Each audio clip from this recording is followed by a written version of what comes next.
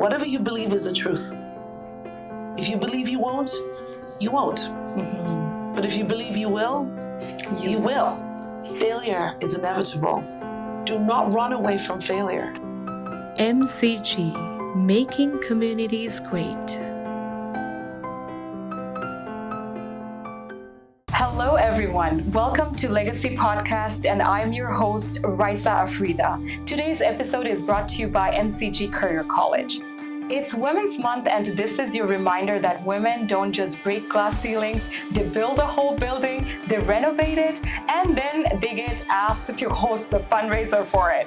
So today, we're celebrating the kind of leadership that creates real change in policy, in workplaces, and in communities. Our guest is Dr. Nketti Johnston-Taylor, an award-winning economist, academic, author, and an organizational leader, but most importantly, a mother of three. She's the newly appointed CEO of the Center for Newcomers here in Calgary, Alberta, where they serve more than 50,000 newcomers each year. She has led major work supporting immigrant employment and inclusion, including as Executive Director of CRIEC. She's also the founder and CEO of Mason Vanguard Consulting, served on multiple boards, and helped shape equity strategy in Alberta as co-chair of the province's inaugural Black Advisory Council. Dr. Nketti, welcome to Legacy Podcast. How are you today? I'm doing great. Thank you I'm doing wonderful. so much for making time for us, despite your very busy schedule at work and at your home. And I'm so happy to hear that you are doing wonderful. I am. So you make time for the things that are important. Thank you so much.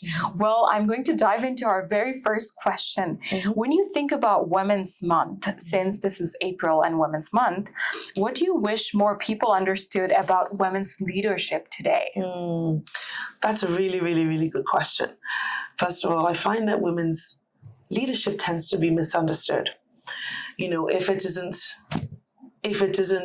forceful, it's viewed as weak, for example. Mm-hmm. But what people don't understand is that women's leadership tends to be intentional, strategic, because a lot of the time, you know, leadership doesn't just come about because of your title. I'd say my leadership began when I was from the age of 11. We fled Sierra Leone because of a war. I was born in Sierra Leone in West Africa. And so we fled because of a war. And during that time, you know, you begin to build the skills. People think, leadership is about telling people what to do. That's a tiny, tiny, tiny fraction. You know, during that time, you know, when we fled Sierra Leone, you learn to function under uncertainty. You learn to be resilient. You learn to just keep putting one foot in front of the other, no matter what chaos is happening around you. And also doing my PhD, whilst I was doing that, you know, there was a time where I just couldn't see the forest for the trees. Wow. And I remember one of my professors said, listen, just keep putting one foot in front of the other. Wake up every day and make a little bit of progress. By the end of the week, you need to be able to say, I made progress and I'm in a better place than I was a week ago. And what does that do? It's all about resilience and stuff like that. And later as an immigrant, moving to Calgary, I came in with all of these degrees and experiences, and I'm thinking, my husband's like, the world is your oyster. You can do and be anything you want. And then I come and I realize that nobody cares. Oh. Yes. Nobody cares about your degrees and your experience. You know, what does that build? It builds a lot of resilience. It builds toughness. It builds tenacity. And really and truly, that is the importance of, those are the key elements of leadership, not just telling people what to do or being forceful. Those are minute, tiny pieces of leadership. And I wouldn't even say you need to be forceful, you know, with leadership. And as a mom, of three, you know, having to navigate the 3 kids and the husband and the household and the job, that takes the leadership. Absolutely. And these are pieces that you're not trained for, you're not paid for, and it typically gets kind of swept under the rug in terms of its importance. But really, those are the pieces that are really important when I say when I talk about leadership, and oftentimes when I'm recruiting for a leadership position, you look at the credentials, you look at the work experience. That gives you some signal. But I often ask personal questions. What makes you a leader?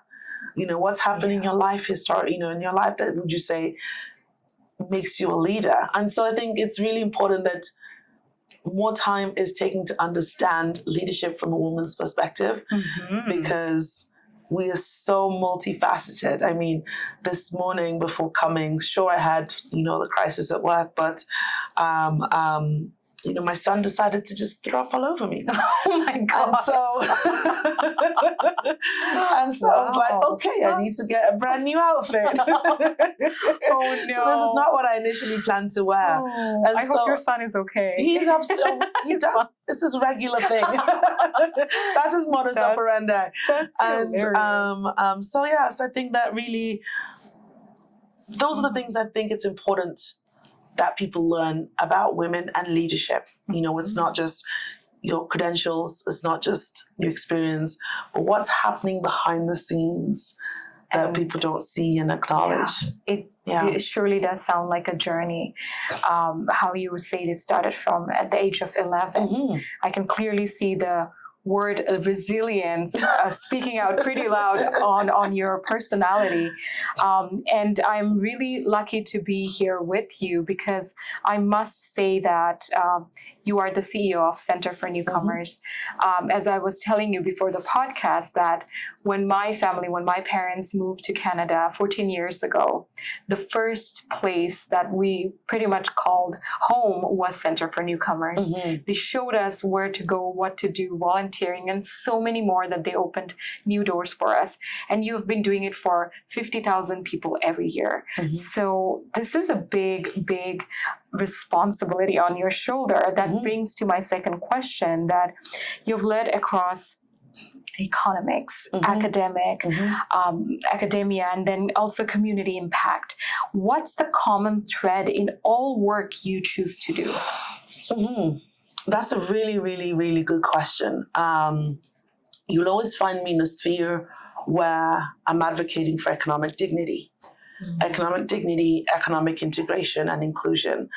Because I think it's important that we all have that opportunity to be able to build for our families, build for ourselves, for our skills to be recognized, for our skills and experience, etc., to be recognized. And I'm always looking at whether it's in the economic sphere, whether it's in community work, whether it's in policy work, is looking at, well, who's being underserved, or who is marginalized, or who needs a better focus on, or who needs a foot up, or a creation of an equal playing field, so that they can have that economic dignity and economic integration. And even the work we do at CFN, the work I did at CRIAC, was really looking at how do we support immigrants to integrate into the economy.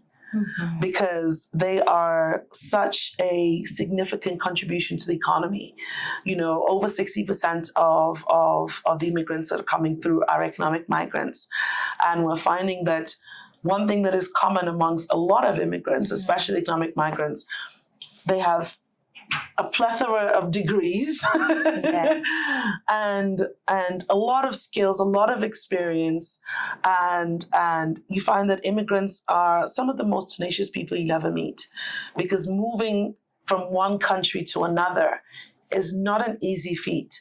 Because you have your abandoning family, your way of life, your way of being, your connections, your language, your food, and even that process. From figuring out how to move from your country to Canada is quite tumultuous. And so oftentimes you'll find me in a realm where I'm always fighting for economic dignity, integration, as well as inclusion, and specifically for marginalized people. And I always say that I want to leave the world better than I found it. And it's important that whatever I do, I'm working towards helping, whether it's individuals, whether it's companies, whether it's communities, to unleash their potential. And one of the ways you do that is by given them that ability to fend for themselves and for their own families and to contribute economically into the society. That's so amazing to know. I can see that throughout your career that you have been working with this mission. And I am so lucky to have you here again. I say that because, MCG Career College, MCG stands for Monica Chavra Gupta, our founder, who is a big supporter of women empowerment and also adult education. MCG also stands for the mission of making communities great. And we see that most of our students are actually immigrants who are adult learners who have maybe 1 or 2 jobs. And now they want to get back to the labor market with the degrees that they did back home or with the skills they brought in from back home and get back to that either the same industry or finding a new call. And through education, I think it is a power that we give them that they can do anything they want. Even if they're in their 50s, they can still start a new career and flourish in it. Absolutely. I think that's the blessing of Canada, that anyone can go to school anytime. Our oldest student actually is 82 years old. Okay, girl. And she is full of energy. She finished her medical office administration program, did a great practicum and ended up having a job there. So I was like, I cannot believe that people can start at the age of 82. That is fantastic. And she was not in that field before. So that's something amazing, that power of education I believe in. And I can see that our values work together. Now, my next question is about your current role as the CEO of Center for Newcomers. What is your mission that you're focusing on? So there are quite a few things. Okay. But I think the one I'm about to talk about is one of the most important. So as you know, the federal government has reduced, the number of newcomers that are coming into the country. Yes. So as a result, our sector as a whole has experienced a significant cut in our funding. And so we have people who've been in the city for more than a year, but they come to us for support. Yeah. And unfortunately, as we're seeing a fall in our funding, this is having an impact on the number of people we can actually serve. Yeah. And so one of my mission is really to increase our fundraising abilities within the organization to make sure that we are able to serve the number of people that come through the door, but we also offer good quality services. And that's really, really important because in the realm of nonprofit, the need is always higher than the resources that are available. Yeah. And so ensuring that we do have the resources available to satisfy the need is really at the forefront of my mission within CFN. And another piece as well is efficiency. Really looking at how do we bring about greater efficiency within the organization, because we're working with government funds. Not all of our funds we get from the government. We get, federal funds, provincial funds, as well as municipal funds. But we have to make sure that we're using our funds as efficiently as possible to make sure that we can provide the best services, the best quality. And I'm also concerned about my team. My team is the backbone of CFN. And without them, we wouldn't be able to do what we do. And so for me, I'm looking very closely at things like burnout.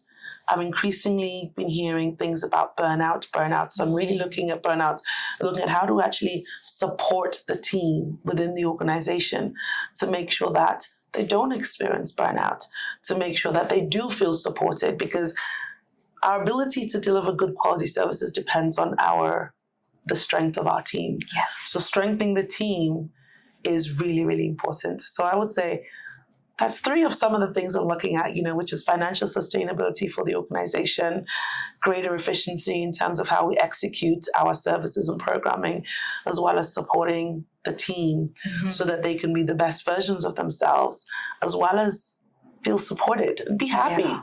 That's the mother in you. Yeah, exactly. I say to my team all the time, we spend so much time at work, and what's the point in coming to work and being unhappy? Absolutely. And so I try my best, to put in systems and processes and support mechanisms so that we come to work and we're happy. If we're happy, we do a good job. If we're happy, our mental health is good. It is better. And so those are some of the key things that I'm really focusing on for the first year or more within CFN. Thank you so much for sharing that.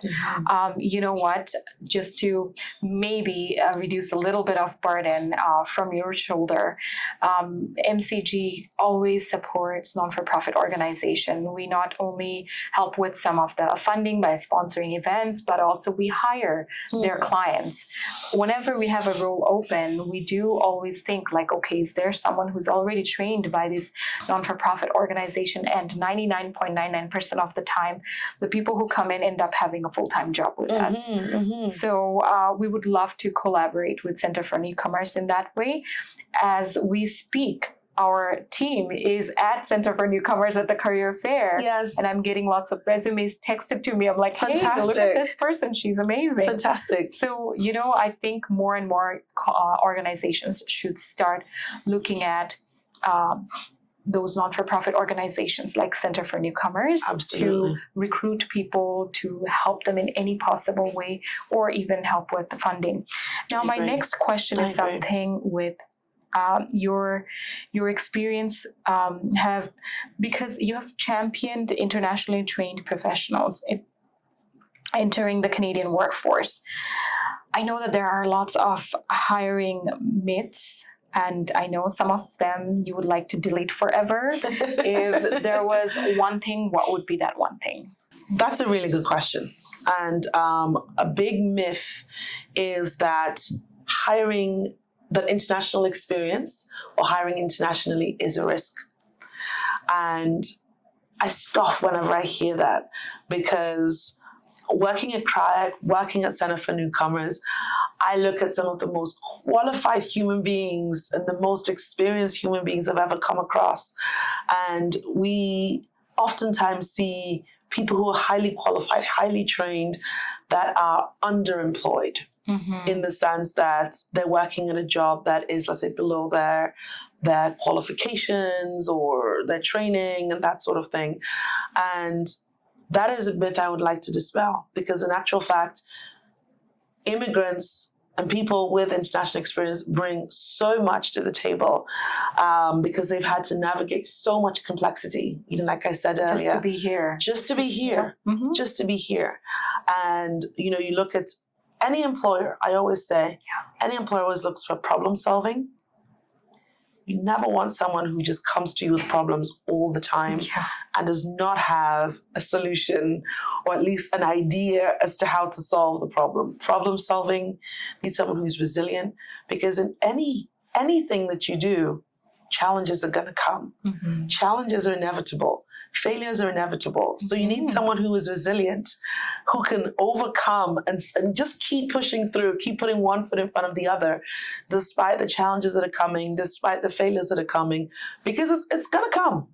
Whether you like it or not, that's just life. Oh, yeah. And so employers always look for problem solving, resilience, people who have bright ideas.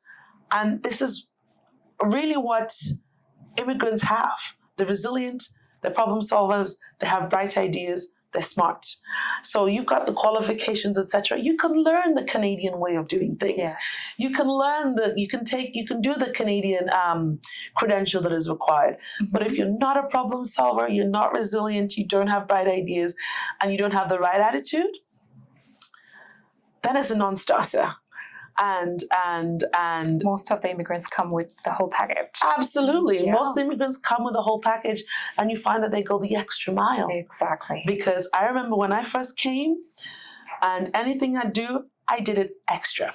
Yes. I did it extra because growing up, my mother always said to me, I grew up partially in Sierra Leone and partially in the UK. And my mom always said, you need to remember that you're Black, and so you have to work twice as hard. And so I've always had that within me, which is just go the extra mile, and you just got to work twice as hard. Before having my son, I typically wake up at 4 a.m. in the morning. Wow. My day starts at 4. I'll work from 4 till 7. Those 3 hours of focus time is equivalent to 2 or 3 days worth of work. Wow. Because between the hours of the normal regular working hours, you are bombarded with calls, text messages, people are popping into the office, do you have a minute? And you've got to make that time. And whereas those 3 hours of focus time gave me almost like an additional day. Interesting. You know what? I'm going to write this down. Wake up at 4 a.m. But I can't do it now because my son wakes up every 3 hours. So all that's gone completely out of the window. And so you find, so just like I said, you know, immigrants are problem solvers. They're resilient. They have great ideas. They're extremely hardworking because many of us, we come with that belief that we have to succeed. We have no choice but to succeed. And many immigrants come and they have responsibilities back home.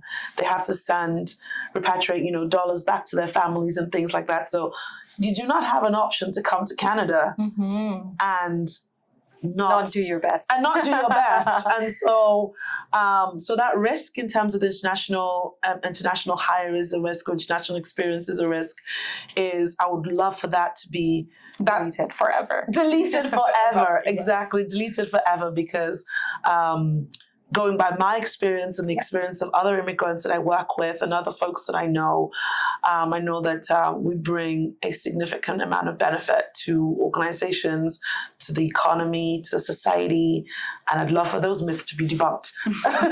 Thank you so much for sharing that. You're welcome. I really hope people are taking notes on that, especially the employers. Now, you've been recognized with major honors. So, Dr. Nketti, my question would be, what did that season of recognition teach you about impact and pressure? A lot, absolutely. The first thing is humility. The first thing it's taught me is humility. Just because you get recognized, your feet have to continue to be grounded. And really grounded. And with that recognition comes responsibility. Responsibility, one, to acknowledge the people who help you get there. Because no man is an island and you don't achieve things by yourself. And I've been extremely lucky to have fantastic teams behind me or working alongside with me, you know, whether it's at CRIAC, whether it's at CFN, and also have a great village. Have a phenomenal village, you know, full of mentors, sponsors, family, friends. You know, my husband is phenomenal. My mentors are absolutely phenomenal. To name a few of my mentors, Gil McLeod, Dr. Chika Nwekwe, who else has supported me? Dan Doherty. So those are just a few of the people who have supported me and had my back since I started my career growth here in Calgary. And so one, like I said, is knowing that recognition comes with responsibility. One, to acknowledge the folks who have taken you and brought you to where you are. I've been lucky to have mentors, a village, and phenomenal teams within CRIAC as well as CFN. And secondly, you have a responsibility to fight for greater equity, to fight for people who are marginalized, to fight for people who are underserved. So it's not a case of, woohoo, look at me, I've been recognized. But it's like, well, what do you do with that recognition? What do you do with that voice? Now that you are being recognized, you need to now hold your voice and speak louder. And louder for those people who doesn't have that voice. Exactly. And louder doesn't necessarily mean that literally screaming, but louder might mean now I'm working more in policy. Louder might mean now I'm looking for more funding. Louder might mean that I'm now being a mentor for someone else. I'm now being a sponsor for someone else. Louder might mean now I'm looking at addressing systemic change and actually looking at how do we change systems and processes so that we're not just impacting the life of one person, but the life of many. Yeah. And of course, that pressure is huge because especially as a Black person, as a woman, you're expected to be perfect and to say the right things and do the right things. And as a human being, we're all flawed. Yes. And so that pressure is there for sure. I don't pay as much attention to it, but really what I do pay attention to is, well, now that I've been recognized, what do I use that recognition in my voice to do? Absolutely. How am I going to amplify the causes of other marginalized people? You may not be marginalized, but how do I help to create an equal playing field? How do I support people who, you might see some unfairness on the train. Mm-hmm. Now that I've been recognized, well, maybe I need to come up to you and say, hey, are you okay? How is it going? But looking at how do I use that recognition and use my voice for individuals to create systems or correct systems, and essentially just looking at how do I build communities and leaving the world a better place than I found it. Well, my next question is also about equity. As co-chair of Alberta's inaugural Black Advisory Council, what does real equity work look like when it's not just performative? Real equity work is difficult. It's hard. It's not straightforward. And before I even speak to that, my role within Alberta Black Advisory Council is one of an advisory nature, one in which we are meant to listen to the communities, and once we've listened to communities, understand the issues, and then we share those issues upwards to the Ministry of Jetai. Mm-hmm. And so that's where our role really resides. I know some people feel that we are doers, but we're more of an advisory group where we actually just provide advice to the minister and the associate minister as well. And but with that said, equity looks like listening. First of all, we've got to listen. And we have to listen to really understand what are the issues, what are the challenges, and how do we begin to fix them? Mm-hmm. It's not the performative post here or the performative mention there, but first it's really listening with your heart and not just with your ears. And from that information you then receive is then looking at, well, what can we change? And do we start at the micro level, at the macro level? And the micro level is, well, what can I do as an individual to begin to address or minimize the effects of what I just heard? And what can I change at the system level?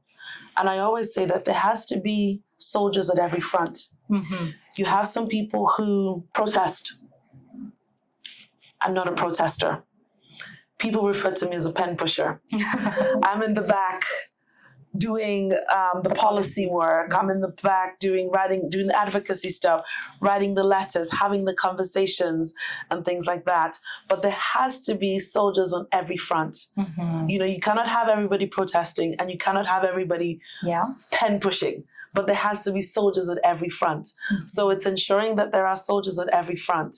So once you've listened, then you look at what can I do as an individual? If everybody does one thing as an individual, a lot of things gets done. A lot of things get done. Mm-hmm. And then you look at what can we do at the systematic level, at the system level, just like I said earlier, to not just change things for the individual, but for many people, thousands of people. And so that's really equity. Mm-hmm. And equity is not equality. Oh yeah, it's not. A lot of people think that they're the same. Equality is offering the same thing for everybody. But that's not necessarily fair or equitable. Equity is actually looking at what does, let's say, for example, what does this group of people need? And how do we ensure that we create a level playing field to bring about that economic dignity that I spoke about, to bring about that economic integration that I spoke about? Mm-hmm. But it starts off with listening, looking at what can I do at the individual level? Is there anything I can do at the system level? And also building in ways to measure outcomes and successes. Mm-hmm. Because that outcomes piece is important. So in anything I do, I always look at, well, what was the outcome? Yes. Did we achieve what we set out to achieve? Or are we just writing for the sake of writing? Or are we just, it has to be absolutely clear. What are the objectives? What are the outcomes? And then you've got to reflect. Mm-hmm. Once you've, let's say, finished one phase of activity or policy writing or program development, or it could be, yes, I'm going to go protest. But when you finished a particular phase, you got to then look back and think, what did I do right? What did I do wrong? What could I do better next time? And who else do I need to bring into this conversation? Because like I said earlier, you cannot do things on your own. So to summarize, It's a village. it's a village. It takes a village. So equity, is really looking at listening with your heart and not with your ears. And looking, what can I do as an individual? What can we do collectively? What systems can I play a role in changing? And then you go ahead and do. Yeah. And then once you've done whatever it is, you go back and you measure it. So, Dr. Nketti, Yes. now I'm going to ask a fun question. Okay. And it's about NASA's Artemis program, where we had a woman, Christina Koch, was part of the crew. When you see something like that happen, what do you think that the next thing that women can do? Like, what is the hope that you feel that now that a woman has gone to the moon, what's next? Oof, that's a fun question for sure. I mean, honestly, for me, I feel like women can do anything. Yes. I feel that women can do absolutely anything. And I'm not surprised to see a woman in the moon, going on the moon. And there's more to come. I mean, Maybe a president, next president of Canada. Who knows? And it's so funny, like women, we have the extra complexity of child caring, responsibilities. And I'm currently on mat leave. Yeah. And look at you, how much you're doing, even in mat leave. And you know what? I'm going to stop saying it. I'm not on mat leave because I'm working. Exactly. But I feel that once women are given the opportunity and they're given flexibility to sort of explore and navigate the complexities that come along with their lives, they can do absolutely anything. And I say this to say, my board has been fantastic. During the month of March, we just secured a $2.7 million grant from the government of Alberta. That's amazing. Whilst I was on mat leave. Wow. But I wouldn't be able to do that if I didn't have that soldiers. Right. The soldiers. Exactly. Yeah. And have the flexibility and the care that my team, as well as the board, has provided. You guys are all aligned in the same mission. Absolutely. And so in terms of answering your question, I'd love to see women, I don't know. Sky is the limit? Sky is the limit. Now it's beyond that. It is beyond that. Perhaps we're actually, building a community on the moon. Yeah. Who knows? Maybe it should run by women. Yes. We'll do a better job. Absolutely. But honestly, I don't think there are any limitations to women. I actually feel that even amid some of the complexities we face, it actually makes us even more intentional. Because I don't have a lot of time. So I'm dealing with the most important things. Exactly. I'm focusing on the most important things. And I'm not sure if I wasn't on mat leave, I'd be able to secure that $2.7 million grant. That's so true. Everything happens for a reason. Yeah. Now, Dr. Nketti, we're towards the end of our podcast. There is only 2 more questions left, okay? The first question of the last 2 is about one lesson. If you had to say in one sentence something to a young girl, because I know you have taught in universities. Now you're giving an advice to a young girl who is in our audience. What would be that advice? Only one? You can do more. You can do 3. The first thing I would say is believe in yourself. Do not doubt yourself. Whether you believe that you'll do it or you believe you won't, whatever you believe is the truth. If you believe you won't, you won't. But if you believe you will, you will. Yeah. And so honestly, it is believe in yourself and take one day at a time. Yes. There are some days where for me, I am taking 1 hour at a time. Wow. Let's say I'd have 2 hours of sleep. I have a full day worth of meetings and reports and this and that.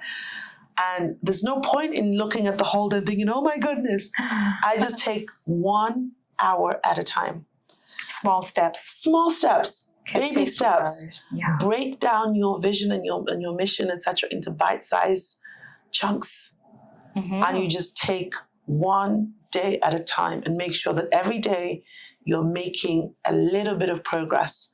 A little bit of progress every day is a lot of progress over a period of time. So believe in yourself and take 1 day at a time. Perfect. I do have one more. Yeah. Failure is inevitable.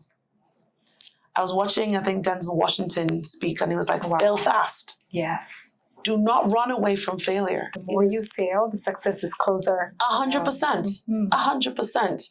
So fail fast. Do not run away from failure. Do not run away from challenges. That is what is going to build you and make you stronger and get you closer to where you want to be. So do not run away from failure. And just know that failure is inevitable. You can't do anything about it. That's just life. So you know that failure, challenges are going to come. But just keep putting one foot in front of the other. That's amazing. And never give up. That's amazing. I will definitely, when we post about your podcast, we're going to post these 3 advices. Now, the last question, and this is my most favorite question. Okay. Our podcast is called Legacy Podcast. So we want to know, what's the legacy that you want to leave behind for the women of next generation? You can do anything. Women, you can do absolutely anything. And never give up. Trust in yourself. Trust in your village. And just keep pushing through. Yeah. Just believe in yourself. Just honestly. Just it. Believe in yourself. That's the superpower. That is the superpower. Because I find whenever I start to doubt myself, that's the biggest challenge. That's the biggest challenge. Yes. Because if you don't believe in yourself, no one else will. No one else will. Yeah. My mom says that too. No one else will. So you've got to believe in yourself. And even when it's hard, that's why I'm a big advocate for affirmations or declarations. And a lot of people say, well, why am I saying it? It's not true. But keep saying it, and it will become true. Oh, I believe in that. And everything you say, your brain listens. Yes. So wouldn't you rather say something positive for your brain to listen and internalize than something negative for your brain to listen and internalize? And so honestly, it's believe in yourself and keep putting one foot in front of the other. Embrace challenges, embrace failures, because they're going to come. But that is what will make you stronger, more resilient, and be the strongest version of yourself. So, yeah. Well, thank you so much, Dr. Nketti. It was such a pleasure getting to know you and know your visions, know your main focus for the organization and for the entire country and for all the women out there in the world. It was a great, great time talking to you. Thank you so much. Thank you very much. Pleasure is all mine. Thank you so much. Now we're going to go back to our audience to let them know that our time is done for this episode. But in next episode, we will be back with another visionary leader. And if you want to get in touch with this visionary leader sitting in front of me, you can definitely find her on LinkedIn as Dr. Nketti Johnston-Taylor. You can also look up her organization, Center for Newcomers, and see how many hundreds of different programs they're offering for free to newcomers and many Calgarians. As I said, more than 50,000 people are getting helped by this amazing organization. So feel free to volunteer there if you want to give back to the community, or if you are in the receiving end, know that you will be blessed with someone like Nketti and her team. So stay tuned, and for now, bye-bye.